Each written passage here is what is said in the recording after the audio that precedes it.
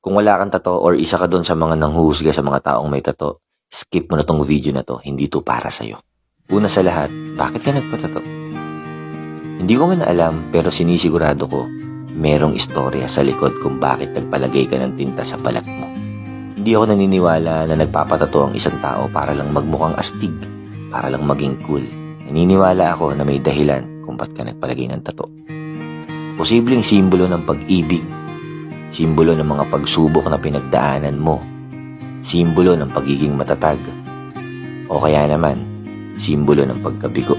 Naranasan mo na rin ba na mahusgahan dahil lang sa may tattoo ka? Yung tipong hindi ka matanggap sa trabaho na kaya mo namang gampanan at maaaring mas magaling ka pa nga dun sa ibang tao, pero hindi ka matanggap-tanggap dahil lang sa tattoo mo. Nakakalungkot, di ba? At naranasan mo rin ba na hindi ka man lang kinikilala ng isang tao ay inaayawan ka na dahil lang sa merong kang tattoo? Kesyo masamang tao, ex-convict, addict, hindi gagawa ng mabuti, madumi, matungis, kung ano-ano pang panghusga. Marami nga dyan, wala ngang tato at malinis ang katawan, kapita-pitagan ng reputasyon, nag-aral sa magagandang eskwelahan, pero magnanakaw. At kung sino pa yung sinasabi nila na mukhang hindi gagawa ng mabuti, sila pa pala yung mas totoong concern sa kapwa nila. Nakakalungkot isipin na maraming tao ang mapanghusga base sa nakikita sa panlabas mong anyo.